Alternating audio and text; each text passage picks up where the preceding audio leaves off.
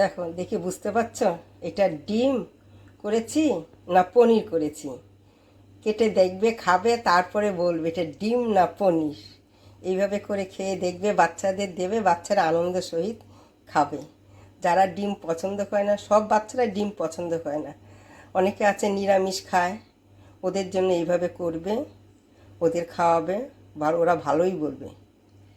আমি আজকে নিরামিষ এক কারি করবো। কী করে করবো সেইটাই দেখো তোমরা। এই যে দেখো, আলুটা, কয়টা আলু আমি আগে থেকে সিদ্ধ করে নিয়েছি।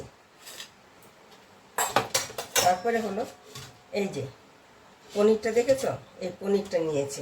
পনিরটা এই যে গ্রেটারের সাহায্যে আমি এইভাবে এরকম করে নেব। পুরোটাকে আমি করে নিচ্ছি এইভাবে। এখন এখানে এই আলুর মধ্যে আমি অল্প নুন দিচ্ছি। আর কি করব, এই যে অল্প আমি পনির দিচ্ছি, একসঙ্গে আমি এটাকে মেখে নিচ্ছি। আর এখানে আমি অল্প ময়দা দিচ্ছি, নইলে এটা কী হবে, এটা খুলে যেতে পারে। আলুর মধ্যে তো কোনো নেই, আলুটা খুলে যাবে, তাতে এইটাও খুলে যাবে, ভালো লাগবে না। ওই জন্য আমি অল্প একটু ময়দা দিলাম। এখন এটার সঙ্গে আমি এটা মেখে, বেশি ময়দা দেবে না, বেশি ময়দা দিলে আবার বেশি শক্ত হয়ে যাবে এটা। আর এই যে পনিরটা আছে, পনির মধ্যে আমি অল্প নুন দিচ্ছি, হলুদ দিচ্ছি, আর অল্প অল্প একদম নুন দেবো, বেশি একটা দেব না। এখন এটাকে আমি কি করব, এই যে মেখে নিচ্ছি একটু। এখন এখান থেকে আমি অল্প অল্প নিয়ে, এই যে ডিমের কুসুম যেমন হয়, ছোট ছোট করে এরকম করে এরা পাকিয়ে নিচ্ছি। ছোট ছোট করে এরকম করে আমি সবগুলো ছানাকে আমি এরকম করে নেব। যেমন এখান থেকে আমি অল্প অল্প আলু নিচ্ছি। এখন আমি এরকম করব করে, ওই যে এই যে একটা করে যে রেখেছি ডিমের কুসুম, এর মধ্যে আমি এখন ডুবিয়ে দিচ্ছি। যে ডিমের আকারে করব, তাহলে কি হবে, ডিমের মতনই দেখতে হবে, কিন্তু আসলে তো এটা ডিম না। কাটবে, খাবে, দেখবে ভিতরটা ডিমের আকারে হচ্ছে। এইভাবে আমি কি করব, সবগুলো করে নেব। আমার তেলটা গরম হয়েছে, আমি এই ডিমগুলোকে আমি দিয়ে দিচ্ছি তেলে।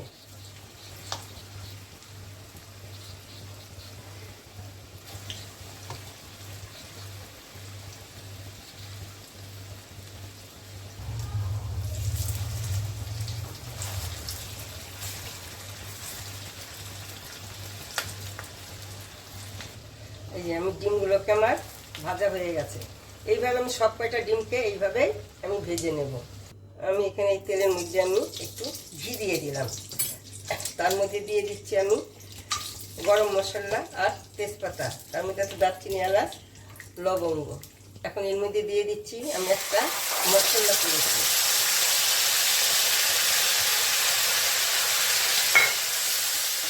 এই মশলাটার মধ্যে আছে আদা, চারমগজ, কাজু বাদাম, কাঁচা লঙ্কা, পোস্ত।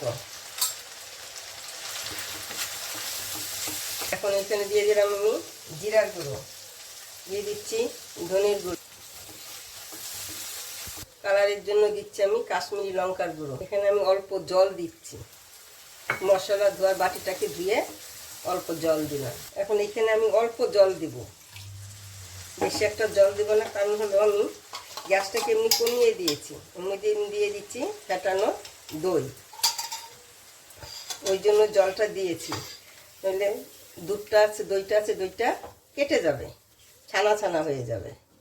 এখানে আমি অল্প চিনি দিয়ে দিচ্ছি, পরিমাণ মতো নুন দিলাম।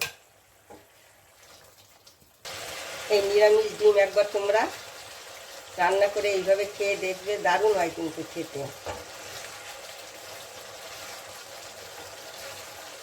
আর তাছাড়া এই কালারটা দেখেই বুঝতে পারছো গ্রেভিটা কেমন হবে। আমি এখন এখানে গরম জল দিচ্ছি, ঠান্ডা জল দেবে না, সবসময় গরম জল, যে কোনো তরকারিতে গরম জল দেওয়ার চেষ্টা করবে, ও স্বাদটাই আলাদা হয়। এখন আমি কি করব, ওই যে আমি যে ডিমগুলো ভেজে রেখেছি, এই ডিমগুলোকে আমি এখন এখানে দিয়ে দিচ্ছি এক এক করে। একইভাবে আমি সব কয়টা ডিমকে এখানে দিয়ে দেব। নুনটা কম মনে হচ্ছে, আমি আরেকটু নুন দিচ্ছি, কেন টক দই আছে তো, ওই জন্য নুনটা কম মনে হচ্ছে। এখন আমি এখানে অল্প ঘি দিচ্ছি। তোমরা পারলে গরম মশলা দেবে, আমি আর গরম মশলা দেব না।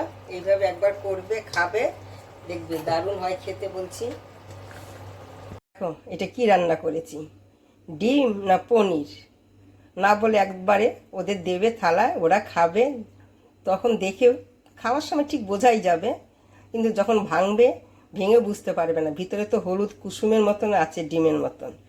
ওইভাবে একবার যারা নিরামিষ খায় ওরা তোমরা এইভাবে রান্না করে খাবে, দেখো দারুণ লাগে, খেতেও ভালো হয়।